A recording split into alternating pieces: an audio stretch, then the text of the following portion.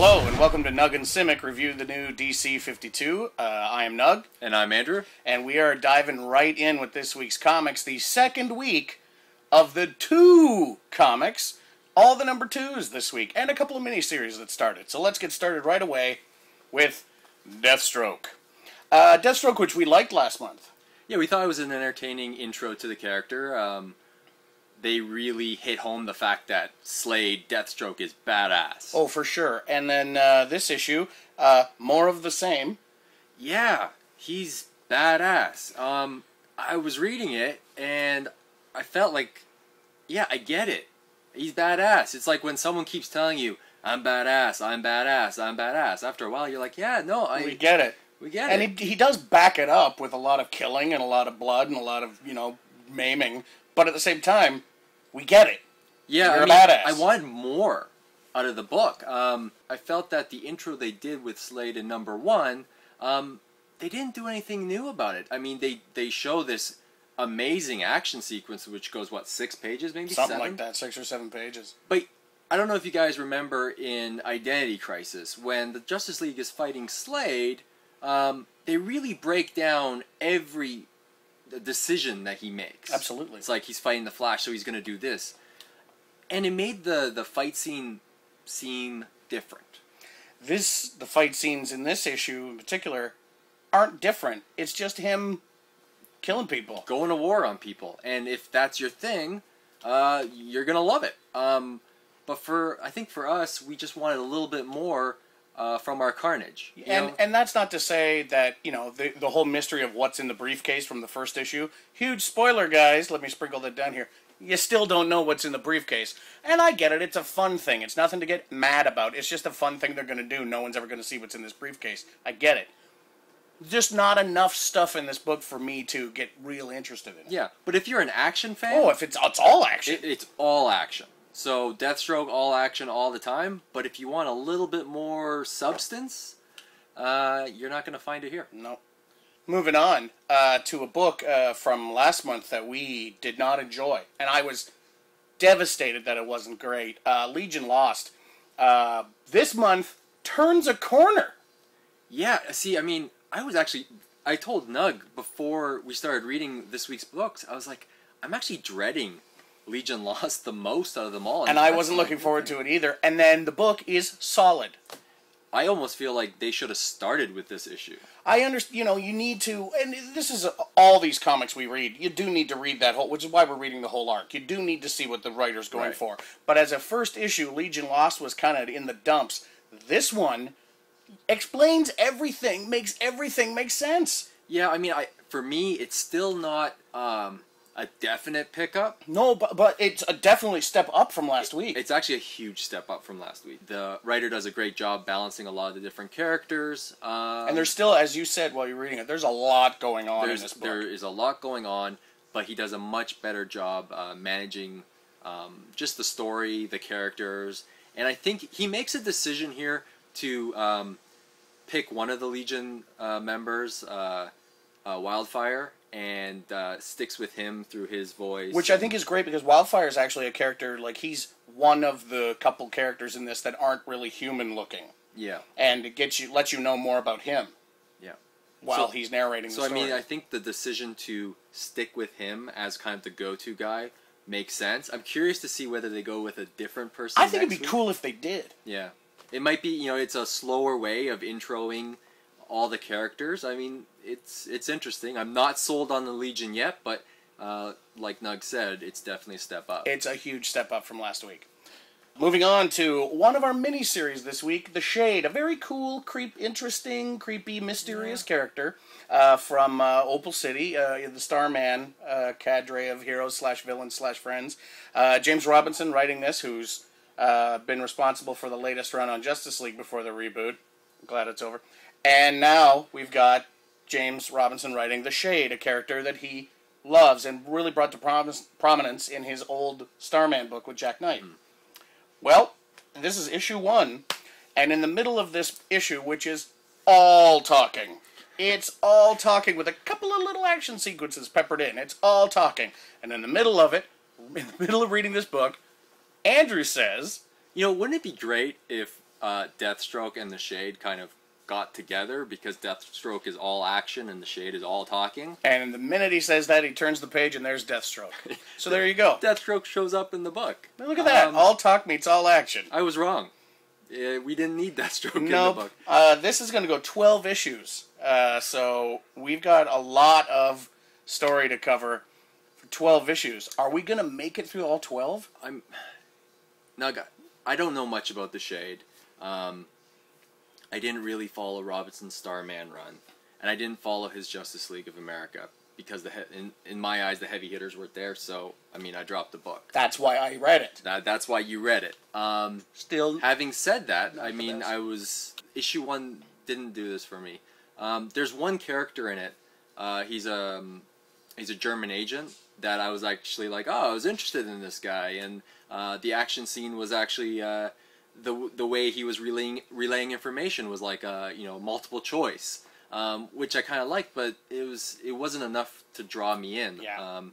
So I'm not sure. The Shade is not a pickup for me, but we'll see where it goes in the coming weeks. Absolutely. Up next, Resurrection Man #2.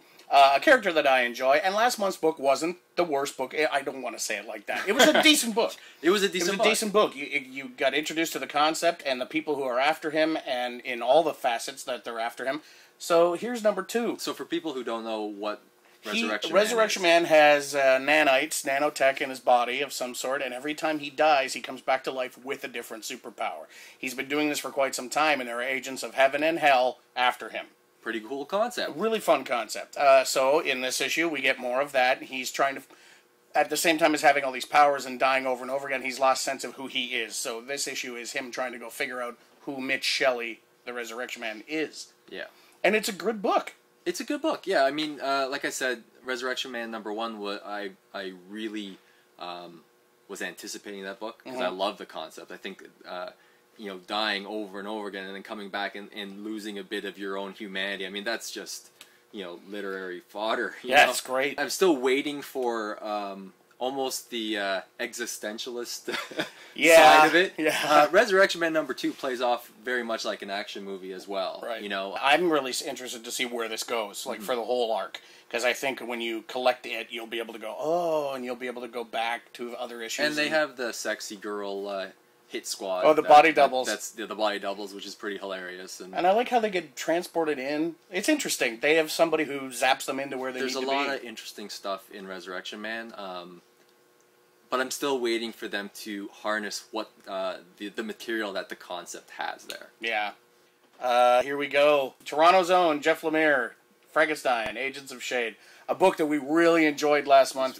And no surprise this month, it's also a great book. It's consistent. Again, it's like even with Lemire's Animal Man, it's something to find a book that remains consistent throughout. I wouldn't say it's better than issue 1, but issue 1 was really good, and this is consistently... It just continues the greatness that was in issue 1. That's right. It's always fun for me, being a JLA third-tier guy, that Ray Palmer's in this book as just Ray Palmer, which is kind of cool, but he still has all the science of the atom. Yeah. It's just... now and I like that they actually talk about the dark matter in between the atoms, that world all that exists. science that is mixed in with this world of magic, and I don't know, magic, supernatural. It's really fun. But I think that's where the book shines. It's like it's a crossover of all these different things. It's a great book when someone takes a brain from something they just killed and plugs it into a machine and it reads the brain. Yeah. That's a great book. If that is your thing, then this is a book for you. And also, Frankenstein is probably my new favorite character in this relaunch. He has some great lines, like his absolute justice and what his view of justice is. My one complaint, and I was talking to Nug about this, about Frankenstein, is the art. It does. It's a little gritty. It's a little sketchy sometimes. Yeah. Like the very last scene, I don't know if those things are all alive or all dead. And I don't know if the art conveyed one way or the other enough for us to know what it was. Like I can appreciate the scratchy style. Yeah, and I like the style too, but there are times when it fails to get the message across. Right, and sometimes that's maybe a sign, okay, maybe a little too scratchy. Right. But overall, Frankenstein's a great book. It's definitely in our pull list this week. Absolutely. Mr. Terrific, issue 2. here we are. A book we loved last month. Yeah. Really enjoyed it. We got some flack for that, too. We really did from George at the Snail. But issue 2 introduces the villain of Brainstorm, who was responsible for some stuff that happened last issue. Still has Karen Starr, still has the girlfriend Alika, still has Jakeem, and all these characters. And you also get to see a little bit of, not just action, but also him dealing with being Michael Holt, the leader of Holt Technologies. Yeah. A little sly reference to Q-Core and Oliver Queen in there. Yeah. No, like, I listened to other people's comments about Mr. Terrific #1, and I thought, wow, maybe it's me. Maybe I should, really scrutinize this comic again. And reading #2, I enjoyed it. Yeah, it's great. Fun book. Yeah, I mean, I didn't see it as being a bad book. I thought it was quick. It was well written. There was some elements of humor in it. I would have preferred more like in issue 1. I thought that was the feel they were going for. Almost like very fast, very humorous, action-packed, as well as the technology. But overall, a very strong book. Here we are with the second of our miniseries this week, My Greatest Adventure, featuring Tanga, Robot Man, and Garbage Man. Garbage Man, who seems a little close to Swamp Thing. Robot Man, who, I'm not going to lie, comes off as Inspector Gadget. And Tanga, who has a slightly less trampy outfit as Starfire. And also is a differently skin-colored alien. So I don't know exactly what this book's purpose is. It's 3 little mini-stories of characters that I don't think is very necessary, although I really enjoy the Robot Man reboot. He's fun. He's a secret agent. He's a detective for hire. But I don't know why this came out.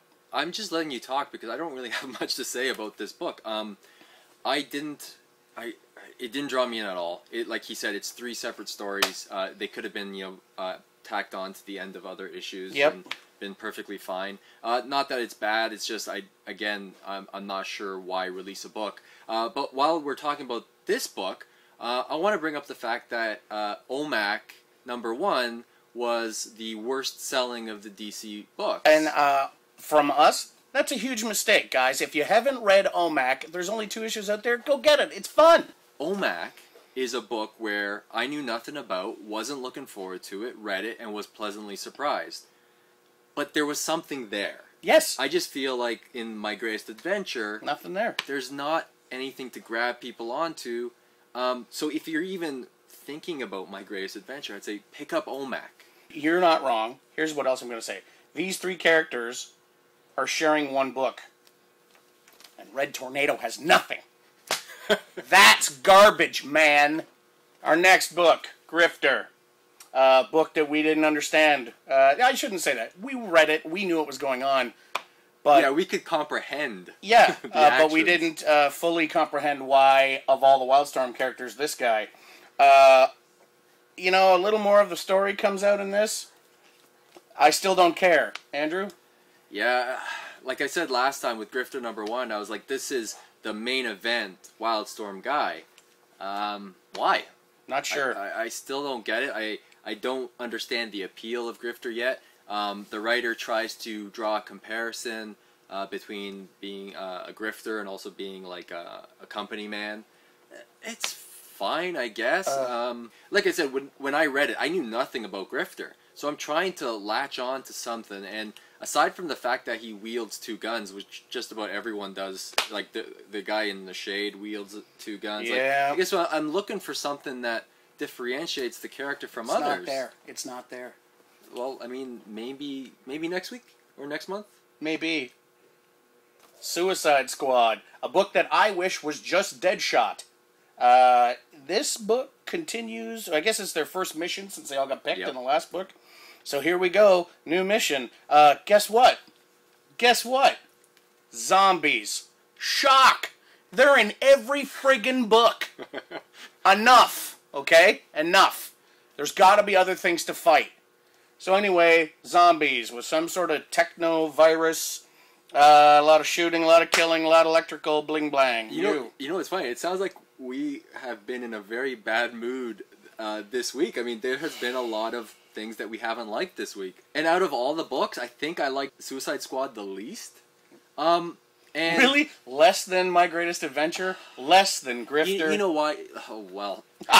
See, that's tough. It's like, I actually, because I like the characters of Deadshot, I like King Shark, I like Harley Quinn. So these are all characters that They're fine. They're fine characters on their own.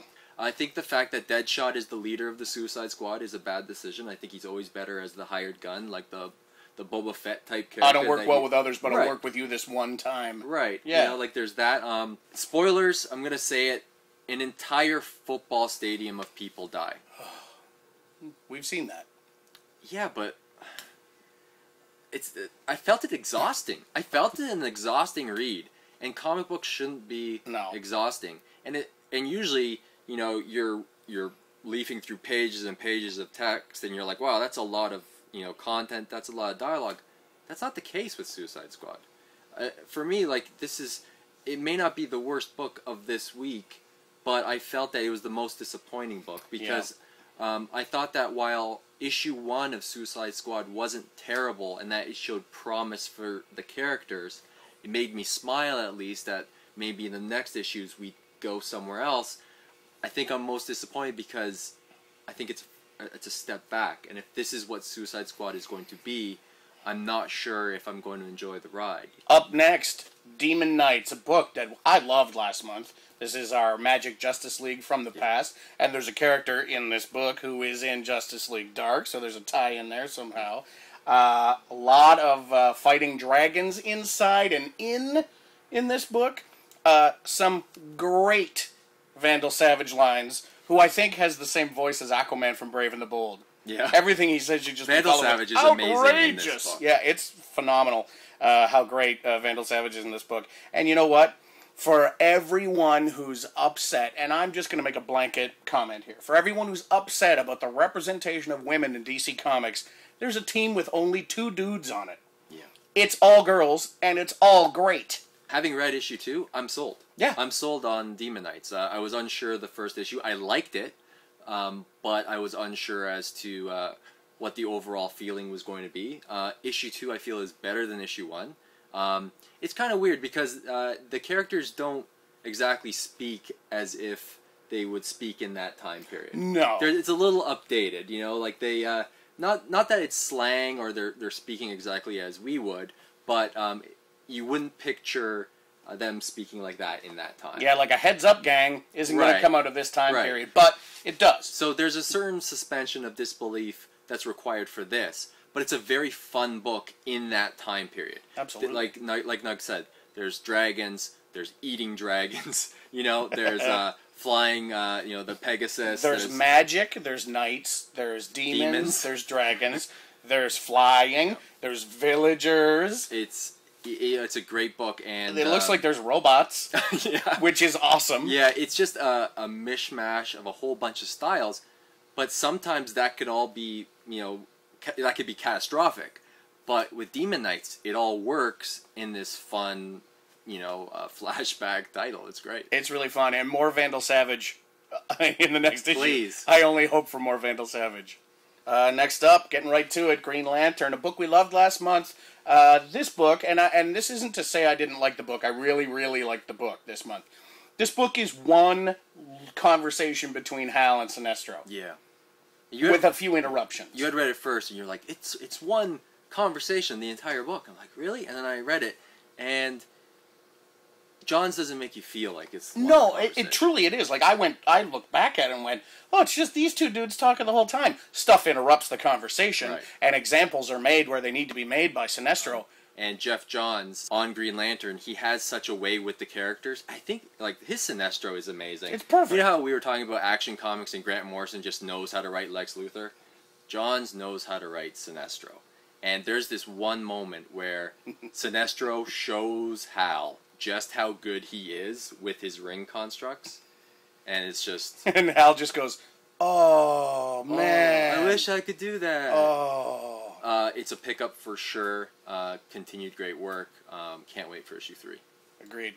Next up, Superboy. Hey, here's something else. Stop making everything look like a shark. Superboy number 2. Last month, it took the whole issue for him to get out of his egg. And now he's out of his egg. Yeah. I still, and maybe this is just me, I still don't fully comprehend everything Superboy can do. I don't understand if he's half human and half Kryptonian, then shouldn't he have a dumbed down version or a slightly less powerful version of all of Superman's powers? Instead, he's got something called tactile telekinesis. Maybe he can fly, maybe he can't. No X-ray vision, no heat vision. We don't really... I do not know what Superboy can do. And yet, hey, throw him in here and let's see what he can do. And I still don't know. Yeah, I mean, maybe that's part of where this book is going, where we're going to learn where all this stuff... He is a lab rat, right? You referred to him as a lab rat. He is a lab rat. My biggest problem is my favorite character in Superboy is Rose. Right? You're not wrong. Rose Wilson is awesome in Superboy. And that's kind of an issue when it's a Superboy book. I'll say this. If you want to see what Superboy is all about, watch Young Justice. Superboy and Young Justice makes total sense to me. Right. Superboy and Young Justice I can follow. And I'm not just saying that because Red Tornado's in the cartoon. I'm saying that because I like Superboy and Young Justice. Now, in Young Justice, he's wearing the t-shirt and jeans. Right. In Teen Titans, it looks like he's wearing a muscle shirt. Well, his t-shirt's ripped. And he's got a Superman tattoo or something. It's a barcode. Okay, great. And then in this, he's wearing a pair of black pajamas with some red stripes. I have to say that if my choice is muscle shirt or pajamas, I'm leaning pajamas. Yeah. But there's nothing wrong with t-shirt and jeans. No, that's true. I mean, I guess what we're trying to say is that I think we're still waiting for who Superboy is to really determine, you know, what this book is going to be about. When I say I like Rose better, it's because I feel like there's more characterization. Oh, yeah. I mean, we know who Rose is with one panel. Yeah. We still don't know who Superboy is or what's making him tick, and maybe that's the plan, you know, like let's drag it out. But I just find that if you want to do a book that's in the Superman titles, that maybe humanity has a play, or maybe it doesn't. I would like it not dragged out. I would like to know who he is. Who is he? Superboy. Who? Up next, Batwoman. I'm going to go out and say this. Probably the only Bat title I give a crap about. Ouch. This book is awesome. The art's great, the story's great, the character's great, all the characters are great, you know who they all are, you understand what their motivations are, the villain's super creepy and supernatural, and it's an excellent book. And I care about a lot of the Bat books, and Nug's right. Again, it's a great book. Last time with Batwoman #1, I said, if you like it, go out and pick up the back issues, because it's great stuff. But the art is just amazing. I can't say enough about the art. And there's a lot of books that the art switches, maybe to meet the deadlines. Batwoman's art switches, but it's never jarring. It's never like, I'm in a different book. It's never like him reading the book and going, what happened? Yeah. What happened with the art? In Suicide Squad, that happened. Yeah. Let's just not talk about that. Yeah, we're past Suicide Squad. Batwoman is a pickup this week for sure. 100% a pickup. Once again, the art is creepy, eerie, and the story is just progressing at a very good pace. Up next, Batgirl. Going from Batwoman to Batgirl. Batgirl #1, Gail Simone wrote it, and it was great. Batgirl #2 picks up right where that left off. Yeah, it's another good addition. After reading Batgirl #1, I decided to do some homework. I know. I went back and I read the Batgirl backups that were in Detective Comics when Barbara was Batgirl the first time. And I gotta say, having read those backups, I can see how Gail was in love with those stories. Because this Batgirl is a little uneasy of her place. She questions her own abilities. Right. She still has the confidence, but she goes in it smart. You know, not invincible. Like, say... Well, she does go in it smart, but there's a nice moment in this where she's like, ha-ha! Whoa, too soon. That's right. She's only recently walking. And it's Barbara as Oracle was just such a... She was so confident, like, to the point of she rivaled, Bruce in terms of her controlling and of the situations. But this is not that Barbara. And I can see where she's going with it, and I actually appreciate issue 2 a lot more than I appreciate issue 1. It's definitely a good read, and you guys should pick it up. Batgirl is pretty great. And our last book of the week, Batman and Robin. This book, last month, you said He's concerned with raising Damian. He wants to make sure Damian gets raised the right way, doesn't turn into him, and, you know. Yeah. And I was like, oh, yeah. And then you open this up, and that's exactly what they say. It's what Bruce says. This guy's a freaking genius. Thanks. No, it's the last time you'll ever hear me say it. This is actually my book of the week. I really loved it. I love what they're doing with Batman and Damian. Like, when Damian first arrived, he was such a snot-nosed brat that you couldn't stand, that you eventually fall in love with. And what they're doing with Bruce and him looking out for his son, I love what Tomasi's doing with it. I love the fact that the thing that has put the fear of death in Bruce is his son. Yep. And what his son can turn out like without his guidance. And I also like that Damian understands, like, Bruce is teaching him it's okay to beat the crap out of villains, but show some restraint. You don't need to, like, beat them half to death. Yeah. You just need to knock them out. And Damian goes, okay, and he does it. Yeah. And then later, he gets we're going to do this now. Okay, and then a bat flies by, and Damian kills it like a mosquito. Yeah. It's, it's like, if for any parents out there, it's like if you have a kid that you're actually scared of going into the room. Just picture that, right? Like, and you're trying to curtail that before your kid turns into a psychopathic monster. Might be too late here. A little too late. The book is brilliant. It's a great book, and much like the other Bat books, you know who that person is behind the mask. Yeah. You care who that person is behind the mask. I think that's the key. When a writer can make you care about the superhero, it works, and Tomasi does a great job. Who's Grifter? Why do I care about Hawk and Dove? Right, like, I mean, you need to give us something to care about the characters. And these Bat books are really doing it. Other books, not so much. And he's not a Bat fan. I'm not a Bat fan. Now, we'll move on to our Red Tornado Watch. There is no Red Tornado in this week's comics. There's these guys, sadly, but no Red Tornado. Now we'll look at our books of the week, and we agree on our top 6 for the books of the week.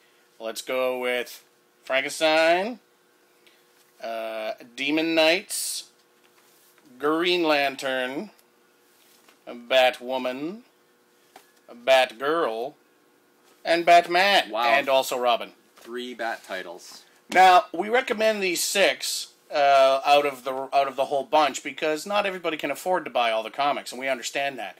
But if you're going to pick up these and you haven't picked up the first issue, you're in luck because there's a lot of reprints. That's right. And you can actually pick them up and then read both books at the same time. My book of the week is Batman and Robin. What's your book of the week? My book of the week is probably going to be Demon Knights. I'm going to go Demon Knights. Can't go with the Bat book. Huh? Oh, you covered it. I'm going to go Demon Knights. A title that has a whole lot of fun characters in it, and I think more people should be picking up this book, so I'm going to go with Demon Knights. Amazing.